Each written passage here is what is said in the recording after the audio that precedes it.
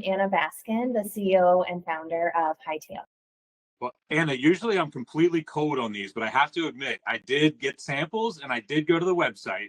Yay! So and actually, to be honest with you, it was the first time that it timed it out correctly in all of these years. So I'm kind of excited to have this conversation. And I want to give the disclaimer that nothing of what I'm going to say is of a review or anything like that of your product. But I have some awesome things I want to talk to you about that you're doing really good and you're doing differently. And I want to connect right off the bat with you on your website, talking about the glass of wine and things like that. And I'm 3 years sober, and that's how I got in this industry. Amazing. So, yeah, so I'm excited to talk to you about coming from a personal standpoint and creating a product that was both for you as well as your consumers. That's 100% right. So Hightail was born of burnout. I worked in corporate over 20 years, did the strivey thing, got all the promotions, ended up working in private equity, even though I'm a retailer at heart. And I just was working, 69 hours a week, and I didn't get to see my kids. And I would be stressed and I would treat myself, with wine. And then lo and behold, 6 hours of sleep on wine. That just felt like shit all the time. And then I noticed a lot of my friends were drinking less. And I really love drinking. It just didn't love me back so much now that I'm in my 40s. And so I was looking for alternatives, and I found drinkable hemp. But I didn't see anything that really spoke to me and like the flavor profiles that I enjoy. And also, I'm quite sensitive to THC, and I know a lot of my friends are. And the more I poked around, everybody told me that they buy a 5 milligram gummy in half.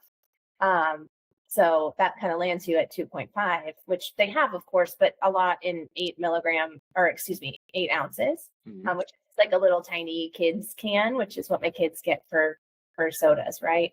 I'm a big girl and I want like a whole drink.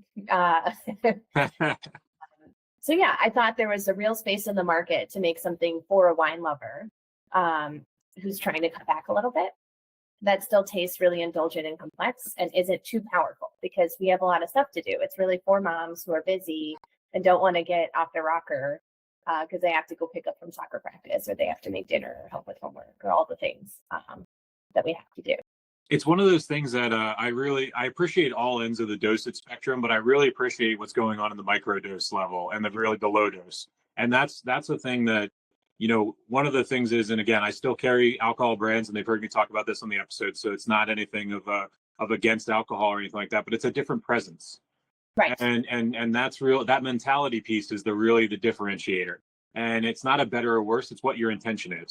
I think it's so interesting that you say that, because as someone that's like re-examining my relationship with alcohol, I couldn't agree more. Like when I have, especially like a second glass of wine, I would say that it changes your presence a lot. You kind of zone out, right? You're like, it's fun, it feels good, but like, am I present with my kids? No. And what I've noticed, I have a hamster brain. I'm really type A. I'm like, go, go, go, go, go, all the things I need to do. And if I have a Hightail, I just like have a breath, and I just feel calmer and more there. And my son, for example, is really into Minecraft, and he's talking about all this stuff. I'm like, God knows what. And if when I have a little Hightail in me, I just feel so I'm just more curious, I'm like, tell me more about the Ender Dragon. Like, what's going on? So I love that you use that word. That's exactly the way I feel, and it's those exact scenarios as well. And I'll stick with the gaming part. There's 3 boys in the blended family, and so Minecraft, Roblox, all that stuff, and it's that exact scenario is the truth. Whereas this is not a dig on my parents or the way I was raised, but let's say broad stroking wise, it was when you had something that wasn't of interest of your parents, you were dismissed as a child. And whether by adults or parents or whoever, what I mean? It's not just parents. And that was not always the case, but it was a majority of what we kind of grew up in. And I have a feeling of it's bigger than the beverage. And my gut feeling is this is an opportunity to really break some generational curses and snap some chains. And I personally have been living that. And that's why I feel so passionate about it with this industry. And I think that with anything, I'm not going to be oblivious to the fact that, if you go drink a 50 milligram and you have a low tolerance, you're going to have the same dismissive detachment of reality experience. Right. So nobody's saying that the dosage is completely relevant to your choice of presence in the world. Yeah. Just the same as alcohol. If you want to be present in the world, you have one drink. If you want to check out, you go to happy hour and you have 6. Like, it's the same thing. Or rosé versus like a, a big bottle of vodka. You know, I love a martini, but I know what I'm dealing with, right? So I'll drink that over like an hour, and I don't. Yeah. If you slam it, you're going to go somewhere different. And I think too, we got to remember that we all have been indoctrinated into what type of alcohol gets you in what mind space. And it's kind of interesting as I look back in my sobriety and I analyze it from an academic standpoint now, and because I'm still in the industry and I still want to be here, and I'm on both industries. But what it is it's that mindset going into it and that intention. And it's like, well, I don't like tequila because, you know, it makes me run around naked in the cornfields. You know what I mean? It's like, oh, I don't like bourbon. It makes me angry. Is it really, and this isn't a scientific question, but it's like, it's interesting if you think about it. It's like, is it really the chemical compound of that liquor, or is it the mindset that you put into it before you did the consumption? Like, which one, you know what I mean? Theoretically, for me, the more I look back at it, it was a mindset more than it was the actual chemical compounds that were making that reaction. That's fascinating. And I love that you kind of called it all one industry, because I think it is. So it is. We're in the adult beverage industry. Yes. Hightail to me is not a weed drink, right? They're not like, ooh, drugs. It's just a drink. And it's, to me, what is the difference in a Hightail and a High Noon? Lower calories and feeling less bad. That's it. I mean, it's a delicious, fun drink that you can enjoy as an adult to feel better. And that's it. And it's kind of like, if we think about the examples you just used, is vodka a potato? Is tequila agave? Is, you know, a functional or infused drink? Is it marijuana or hemp? No, right? It's like the whole experience of it. It's just a product. And I think we have a long way to go in like evolving away from that. It's not just that traditional view of the world where it's marijuana or alcohol. It's like it's just a drink. I think from a moderation standpoint, no matter what the product is that you're drinking, everything should be in moderation. But I think the thing that's great about the low dose part, and we're seeing it now in the alcohol industry, we see near beers and the non-alcoholic beers growing, but also we see these dad strength and different things like that are 2.5% ABV. Yeah, that type of thing is interesting for me because it allows people to actually, with that intention and that mindset, nobody's going to roll up. You don't roll up to a party in the backyard or the driveway with a 30-pack of the 2.5% ABV and plan on doing a case race. Right. So what it does is the marketing, when you do this in a responsible way and you market your product responsibly for those vices and those adult beverages, you're actually indoctrinating everybody into a great positive thing, which is we don't need to go wild all the time. Yeah. And it's the opposite of be social without like turning up. Yeah, exactly. So let's talk a little bit. I want to get into package design and nerd out a little bit later. But first, I want to kind of go back to, you know, I have the opportunity with talking with founders and things like that. And it's one of those things where I've been doing this for 17 years as a solopreneur, 100% owner of my business. And I know all the ins and outs. I've been broke multiple times, you know, all the different scenarios I could tell you, bounce from the top of the rock. But I want to know yours, but I want to go all the way back to like 18, 19-year-old Anna. Where are you geographically and what's going on in your life? Yeah, so I'm originally from Dallas, Texas. And I did not know what I wanted to do. My mom and dad, my whole family really were lawyers. And so I knew that you could be a lawyer or a doctor or a businessman. That's it. So I was like, I don't really want it. I don't know what any of that means. So I went to liberal arts school. I went to Wake Forest in North Carolina, which I loved, go Deeps. And I studied communications and sociology there, which is really just like putting math behind human behavior. So that really intrigues me. I've always been a data person. And I'm so intrigued about what makes people tick. So I took that to Deloitte Consulting, and I did consulting in Washington, D.C. for 4 years, and then came over here to Chicago for grad school at Northwestern, where I studied business. And then I went back to Deloitte in the retail practice. So I really fell in love with retail, again, because I want to understand that shopper, like what's she doing and why, and what's in the cart, and why this store and not that store, and how is that share breaking? All of that just really intrigues me, and I love to investigate that. So after Deloitte, I went to Walgreens and worked there for 4 years in customer insights and loyalty. And then I helped them stand up a merchandise planning organization.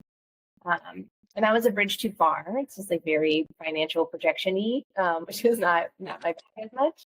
And I was recruited away to what was GGP and is now GGP again. It's a retail real estate company that owns malls all over the country. So where are you based?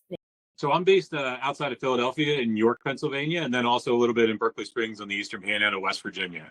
Okay, very cool. So I bounce between, and I'll connect with you too on the college part. I was corporate communications and public relations at Drexel University. Amazing. Yeah, and actually, I'm trying to think. So you're in the mall industry then. Yes. At my high school, one of our board of regents members, I got a scholarship to a boarding school, and that lady was the Simon family, which developed a bunch of those malls across the country and stuff like that. So, yeah, so like Simon, Brookfield, Yes.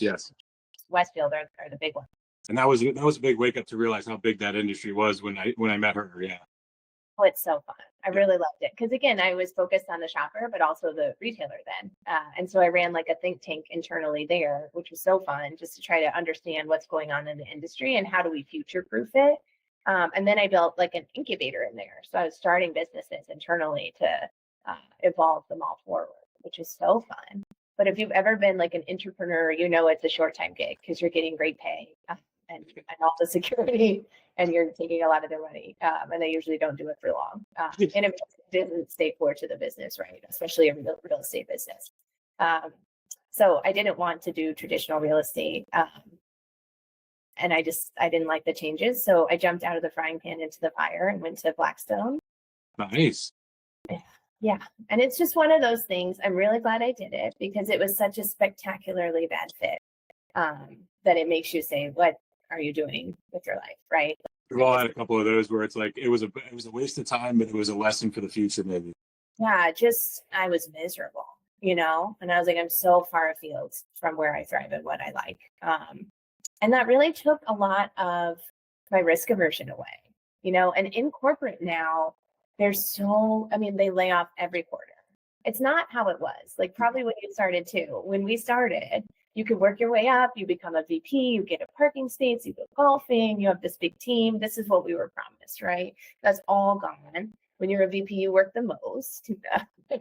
It was always the thing. Exactly. Like go into that high school was exactly that. It was like, go to this great school, then get into a great college, then do this. And I graduated in 2008 when the whole world collapsed. And then it's like, what was the last 4 years about? Right? Did all the things, I was classic good girl. I went to the schools and got the things and I got the promotions. And I was like, actually, my life sucks. Like, all I do is work and I don't feel respected. I don't feel fulfilled. So what is this for? And then I really thought, I am unhappy. And then as I was reading around, I was like, oh, like all moms are unhappy. There's this like huge trend, especially coming out of the pandemic when I started, of that sandwich generation where women, because we're having kids older, we're like peak work when we're peak mom and our parents are aging. So there's this vice grip of responsibility and it's too much. And there isn't like any infrastructure in our country to support families. And so it's tough. And that's really what I was just like, this is fucked up. And I want to do something positive to help. And oddly enough, I feel like just a happy little drink was my solution to a way I could contribute to like making people feel better, and not trying to turn to something that you're going to overdo and hurt yourself. It's not often that we talk to somebody that genuinely is really out to put some positive energy out into the world. And it's like, and we do that often where we get lost in the mix of it. And you were in the corporate churn, you know what I mean? Like just as any of us were. And it's one of those things where, when you step out of it and you can get out of that cycle, it's so scary. I got to be honest to everybody listening, watching. It's scary to leave that cycle because like you said, there's comfort, there's benefits. There's every Thursday or Tuesday or whatever your day is on direct deposit. It's a guarantee of life. But when you get on the outside and you can be yourself to the public and be confident in that, the energy and the people, all of it does happen. It's not woo woo and it's not like it's real. Like if you go out and you leave and then you just miss it and you resent it and you put that negative part out, people aren't going to be attracted to work with you. And I think like that's a small piece I think that people don't realize is it's really how you view yourself is how people are going to come in. Yeah. And I in think, corporate, it's easy because in corporate, you get to be a facade. And that's why I think the confusing part is because it's yeah. like, this is work Nate and this is home Nate. But when you go out on your own, you got to be both at the same time to the world. And that's really vulnerable. I Yeah. think that was one of the hardest parts for me stepping into a founder role is like, you are just played, right? Like you have to, and people tell you your baby's ugly and your idea is stupid and you're going to fail and cannabis is awful and I lost my shirt and fuck this. You're just like, oh my gosh, that's what it is. And I signed up for this, right? Man, do you develop a thicker skin. And it's a constant process for me. Like I keep stripping layers off as I'm trying to put myself out there. And so it's a really unique experience. But yeah, I mean, I think a lot of the mythology about founding a company is false, right? And that's something that I've learned through doing. But yeah, I think people are like, "Oh, you're a CEO now, like you're making the big bucks," and I'm like, "Oh, dude, I have no salary. I'm actually negative salary because I'm investing in this business, and it's not. That's not how." No, it's I dealt with it a lot in the alcohol industry early on where people are like, oh, it's so easy. You guys just go around and party all the time. It's like, yeah, we do party every night, but we also work a regular day during the day and then we go close the bars at 3 and then we're in the boardroom at 6. I was like, it's a little different than what you think. But when you go back to like where it is like for me, I grew up reading Entrepreneur Magazine, Inc. Magazine. I had the subscriptions. I would cut them out. I was obsessed. Like I was, and then when I got into it, I was like, it's not glorified at all. I said 90% of my life is being told no. And like you just said, literally 90% of my days is being told to fuck off. And Or something obscene. And now people are just really just not, they don't care at all because they assume you're AI when you're on the phone or you're an email. So people are relentless now. And if you're right, if you don't have thick skin, I've been doing this for 17 years, but everything I do is manual. I don't do anything intentionally because I like the one-on-one contacts and I intentionally want my business scaled at a certain weight so I have my freedom in my life. So that's always been the goal. That's why it's called Free Mind is like right. I mean, that's what I enjoy the most about it. It's like while I definitely work at least as much as I did, I have full agency over my schedule. And that's a really beautiful, valuable thing. And I've never had that. And I get to be with my kids every morning. I get to pick them up from school and I get to do drop-offs and all this stuff. Like it's great. It's constraining in that I have so much more I want to do, but it's my choice how I prioritize my time and make it all work. And that was not the case before. That's exactly the other thing is everybody thinks that it's 20 hours a week and you got a bunch of teams, but it's really most of the time it's 80 hours a week, but it's honestly 80 hours of your choice. And it's fun. Right? A lot of what I get to do is so fun. Like I love the creative aspect and I love meeting with customers. I love events. I love doing samplings. That all gives me life. Like some stuff I do not love. And that, you can leave the Excel files out of my joy part. Everything else you listed is I'm with you. Yeah, and like you said, like the fundraising is tough. Yeah. But I can like some people are so great and it's so fun, and you just have to hold on to that. And like you said, attract good people that believe in your vision. And if that's not the right partner for you, and that's okay. And that's it at the end of the day. And it took me, I would say, it took me 15 of the 17 years to realize that what you just said. Is that because it was never okay for somebody I needed up until a couple years ago, I needed all that validation and I needed all that. And I think like I could save people 15 years if they just lock into what you just said is if they don't want to be with you, it's okay. Like it. Part of that is aging too, though. I don't think 20-year-old me would arrive here. I think it's different when because you've done your stuff. You're like, I know who I am and I know what my skill level is. Like, if it's not for you, that's great. Yeah. What exactly. What walk me back to the moment where Hightail kind of came to you and give me geography and like paint the scene of like the light bulb moment and kind of what was going on in your life.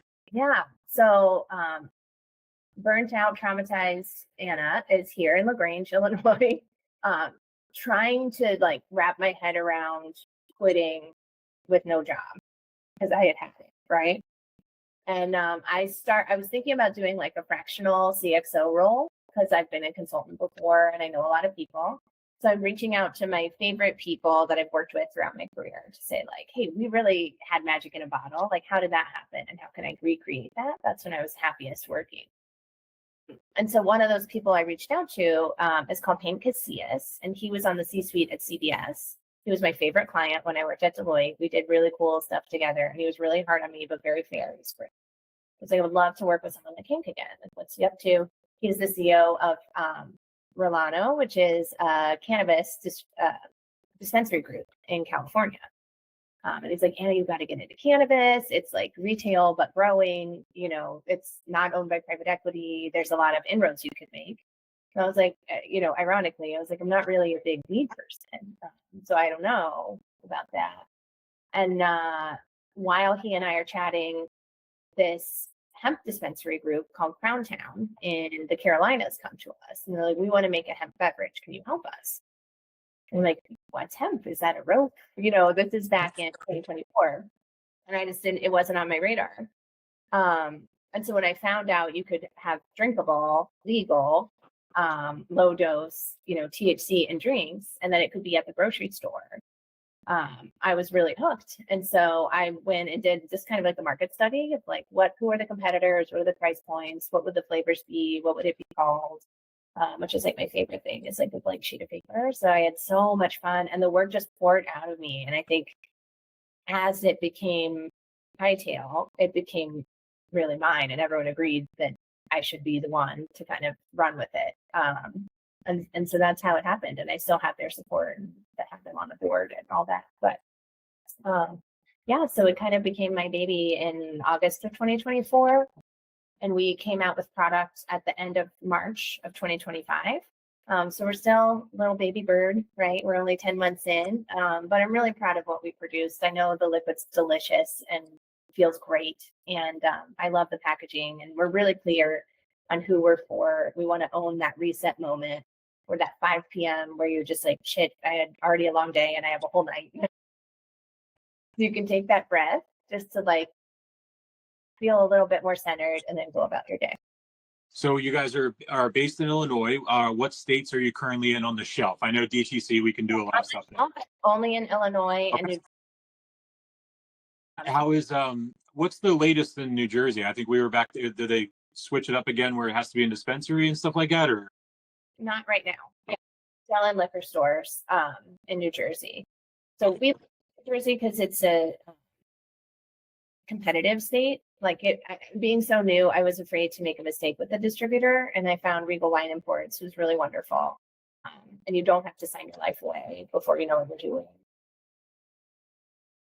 That's a valid thing. It's we're actually we're running. We just hired. We have a lobbyist, and we're running a campaign for Pennsylvania. We just have Senator Malagari wrote a bill for hemp beverage bill, and then yesterday Governor Shapiro in his budget review announced that he wants to legalize marijuana and all this other stuff yesterday. So we had a good windfall yesterday, and we're actually running the campaign and working with the lawmakers and things like that. And I'm super excited to see what we come out with and get it voted in here in June, because that has been the missing link here in Pennsylvania, where the only law that does exist is it can't sit in the same buildings as alcohol. And so I spent a lot of time in the past year in New Jersey, like doing surveys with the retail buyers in New Jersey and finding out like it's like 20 to 30% of their gross revenue in 2025. I mean, that was insane. And that's still with very low customer awareness. So I think still my demographic is not at the party yet. While they are comprising a lot of current sales, most women in their 30s and 40s and 50s don't know that this exists yet. So I think that's the tip of the iceberg. That's where we get like huge sales dollars coming into the category, because they spend $18 billion annually on wine, billion with a B. So it's a lot of money. So are you guys seeing, as far as the DTC then, if you're only in 2 states on the shelves, you're getting good buy from the other states as well on direct to consumer? Yeah, really dispersed. So it kind of depends. Some of it's word of mouth. Some of it you can't really know, right? It's just like organic search from Google. But yeah, we want to serve anybody we legally can, and we're happy to ship to your door. Well, speaking of people not needing to know what it looks like, I think the blur here, there we go. So we'll get that right up here. And I want to talk about the design first, and then I'm going to get to the recipe and everything like that, which, by the way, I've been screaming from the mountaintops before I reached out to you that nobody's making a tea in this industry. And then all of a sudden, and I do this blind. I want everybody to remember, I email people blind. I don't research you. I do it intentionally. So this is an organic conversation. So when that sample landed on my door, I literally yelled out, thank God somebody's finally doing the tea in the hair. So, so first off, for the packaging, I love what you did. And a lot of people want to tell stories and they want to do all this graphic design, but you went right to the point and kind of talk about what the intention was behind the can design, as well as the 4-pack design. And I'm going to nerd out with you on the cardboard topper, which is kudos to you on the cardboard topper. Thank you. Yeah, we really wanted to look premium. The reason I named it Hightail is because I wanted to create a new category. And I know that sounds a little bit annoying, but as you said, there's a million like seltzers with weed in them. And that's not what I wanted as a consumer. And even in like retail, when you go to the THC section, I don't really see myself as that. So I think that's a hurdle we have to bridge. So for me, I was like, it's not a cocktail. It's not a mocktail. What is it? Oh, it's a Hightail. And so that's what we're all about. And that's where the dictionary definition came in, is that we're trying to introduce it and destigmatize it and de-risk it for new and nascent users or people that just don't want to get, super affected for whatever reason.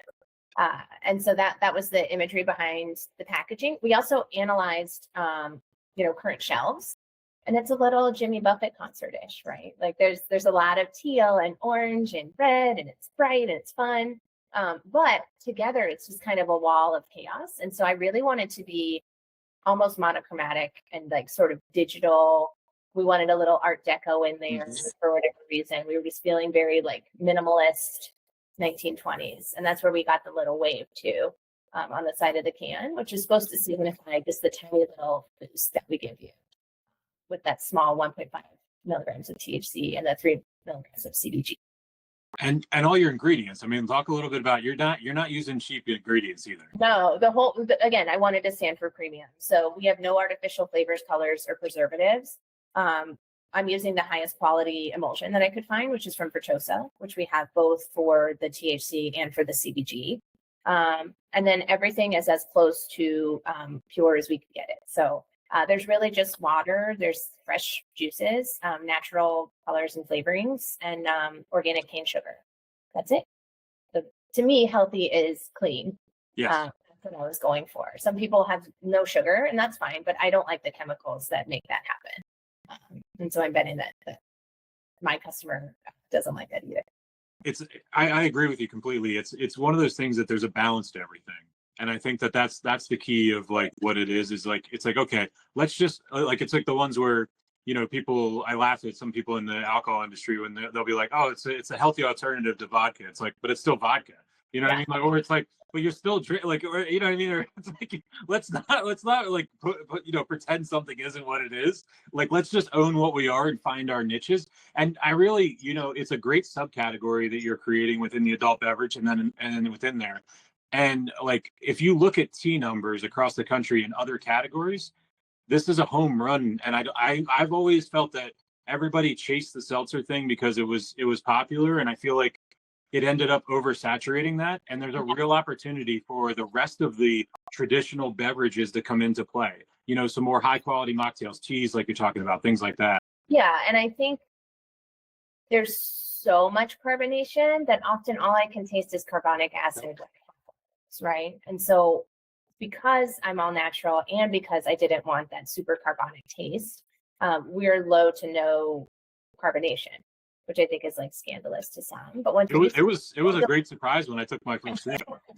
Yeah, because you can get that literally anywhere. And some people, like in summer, they'll take a raspberry basil lemonade and they'll pop some Topo Chico in there. And lo and behold, you have a sparkler, right? If you want that. But you don't have to. And I really wanted to bring some elegance and complexity to the flavor profiles. Like I said, because I'm a wine drinker, I want it to take me on a journey. I don't want one note. We tested everything we could with carbonation, and we couldn't achieve the depth of flavor while being very carbonated. Plus, you have to add chemicals as you bottle to get rid of any intrusions and make sure it's shelf stable, if you're carbonated. So I was able to not do that. No additional preservatives. by using tunnel pasteurization and being the lower sugar. When how many different flavors do you, I don't have the website in front of me. How many different flavor recipes do you currently have? Yeah. So I have 3 different flavors. We have the cocoa pomegranate yuzu, which is my favorite. I call it a lovable weirdo. That's the one I have right now. It is a very, I'm going to say this word for anybody that's asking. At first, I'll be very honest. I was like cocoa, pomegranate, yuzu.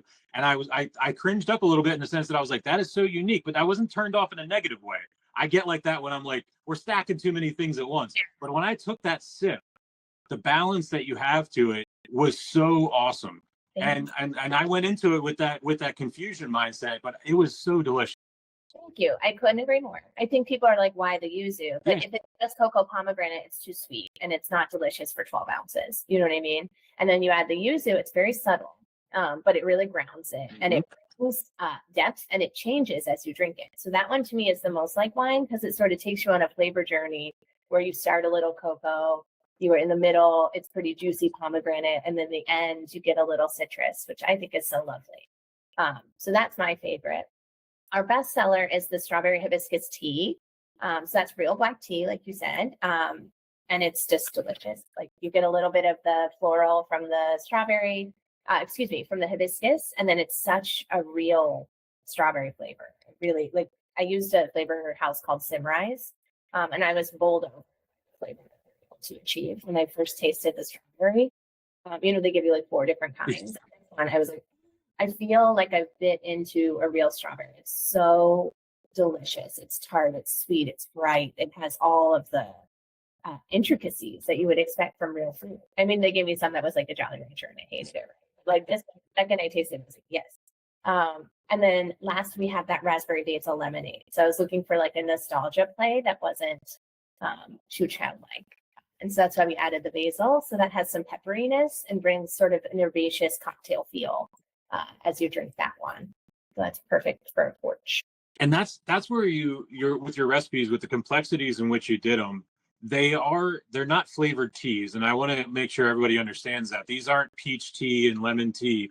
This is more like a tea-based cocktail is the way I would really describe this. Because and there's only actual tea in the strawberry hibiscus tea. So what you're drinking there is no tea. Okay, gotcha. That's why it's a hightail. It's like a mocktail, but there's nothing about it. So okay, so that's that.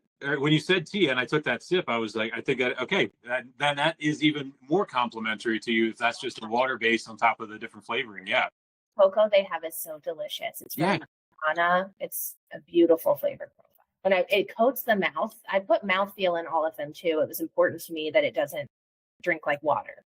So the mouthfeel to me, when I have that one, I feel as though I've bitten into a piece of dark chocolate and it coats the entire mouth. And I think that's beautiful.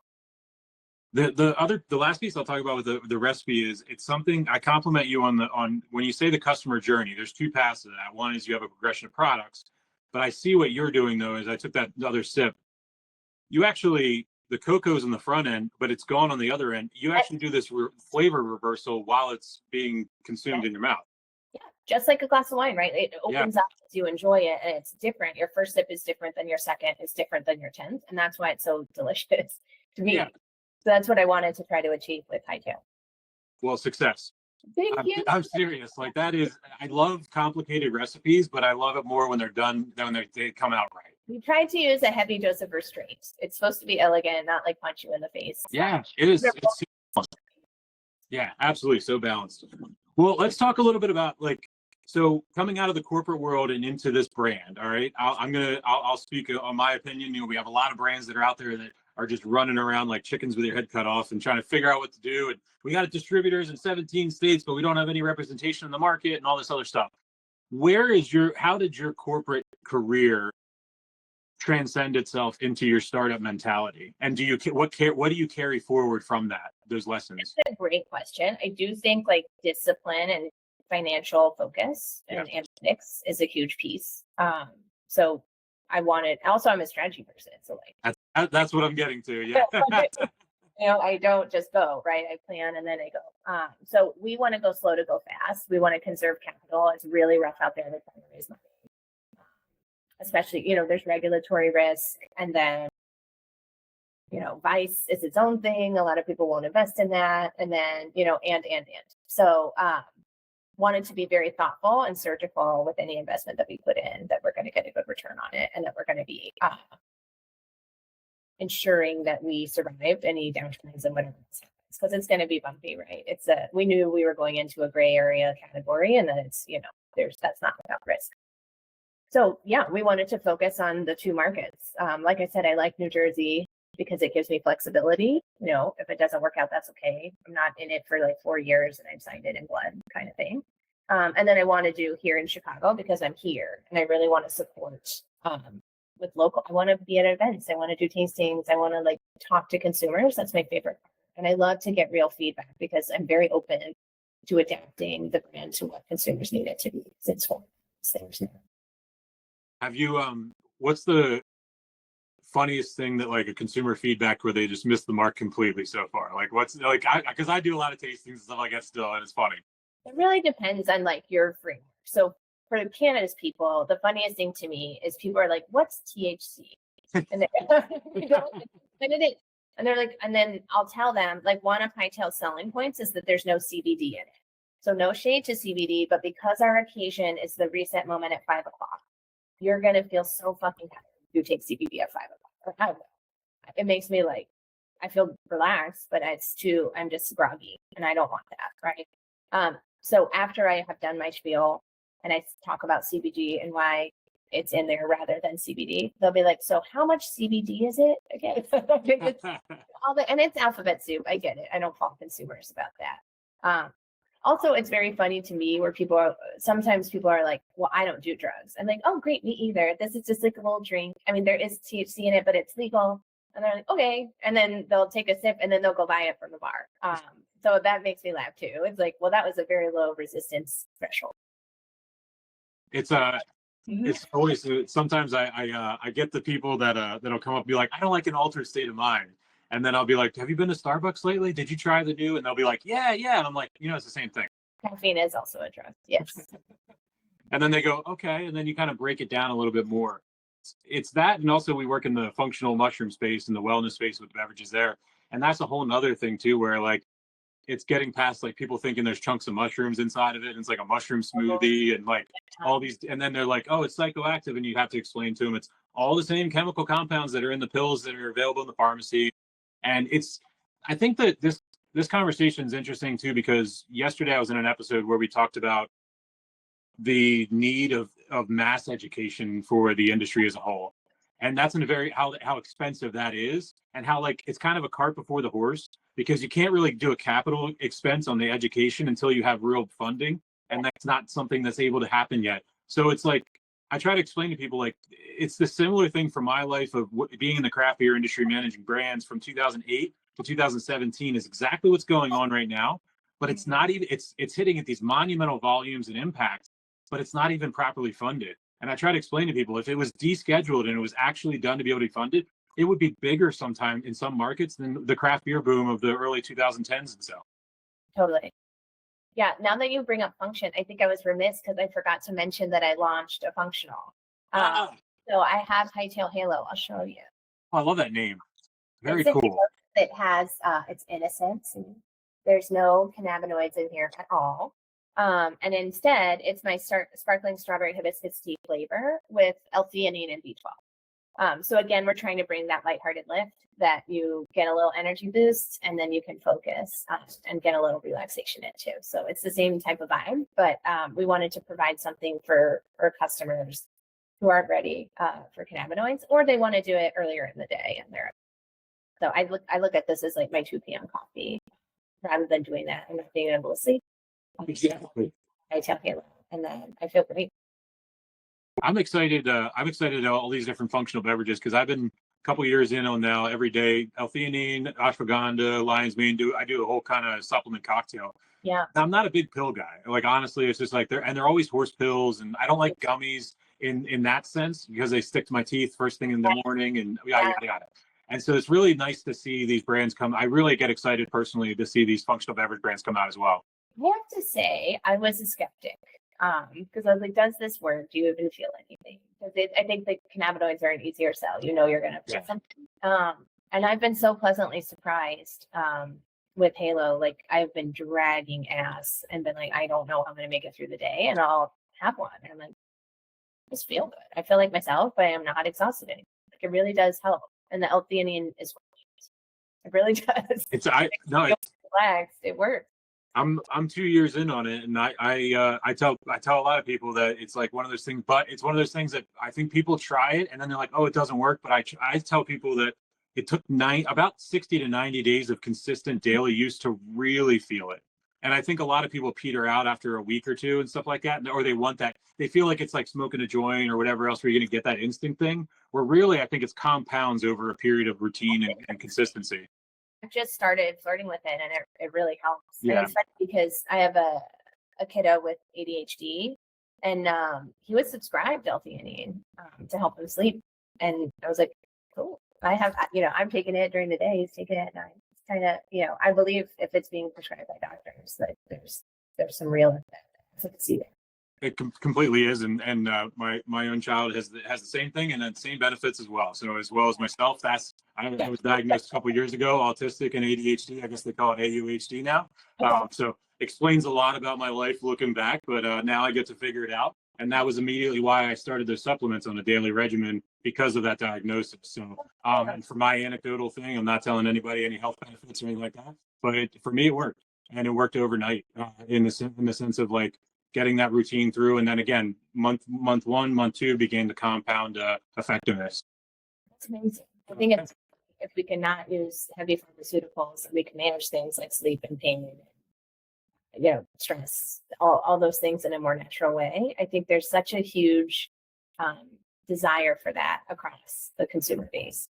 Completely, yeah. It's one of those. It's the big thing of some of the joys and freedoms that we have here that make me cringe when we see the different governments trying to tell us how to do things and things like that. And it's one of those things that we should have access to those things that make our lives feel better for us, because medicine and healthcare is not a broad stroking universal thing. Yes, it is from a function and process and system standpoint, but the actual treatments are really one-on-one. And so every person can create their own journey to kind of get through their life that works for them.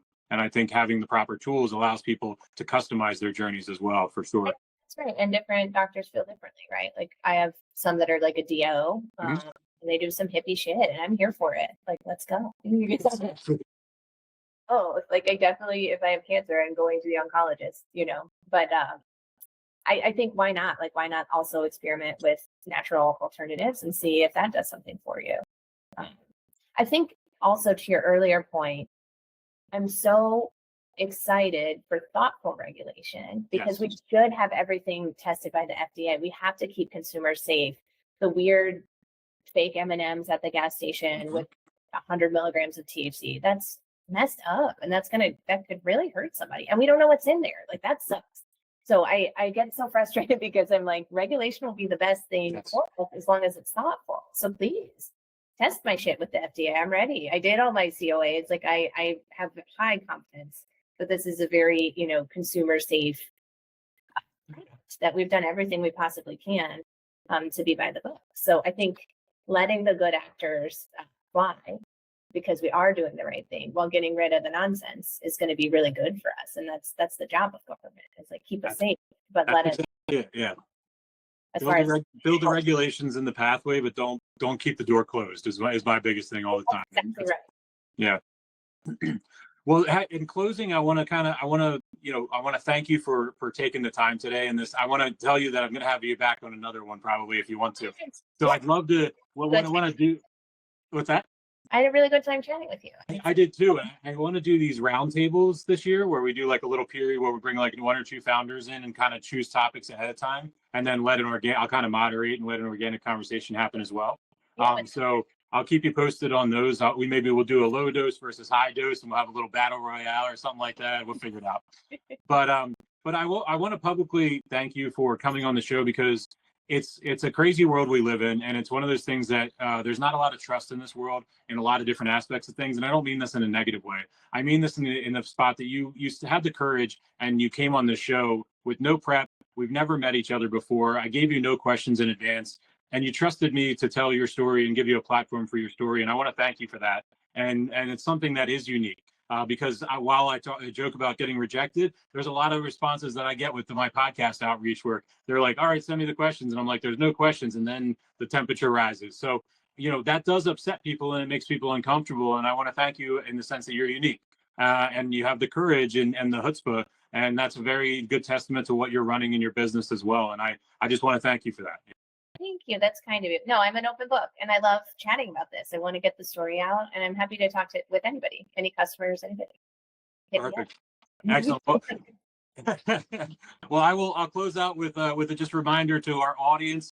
There is no script. There is no agenda. This was Strangers Connecting. I just met her an hour ago, and this is how you connect with people. So as you're out in the world, if you're listening or you're watching, when you're walking on the sidewalk, look a stranger in the eye, hold a door for a stranger, ask somebody how they're doing, and actually pause to hear and give a shit about what they say to you in response to that. So the world is a crazy, beautiful, and destructive place, and we all need to be out there realizing that there's more that we have together than there is separate. So, Anna, thank you again very much on the show today, and thank you for telling your story. Thank you for having me. That was beautiful. I think what you said is so powerful, and I think that's the key to happiness is like a cohesive society, right? So yeah, smile and smile and wave and engage with your community. I love that. Absolutely. Well, hey, you enjoy the rest of your day. I'll be in touch with the after post production. Thank you, Nate. I really enjoyed it. Thanks a lot. You take care. You too. Bye.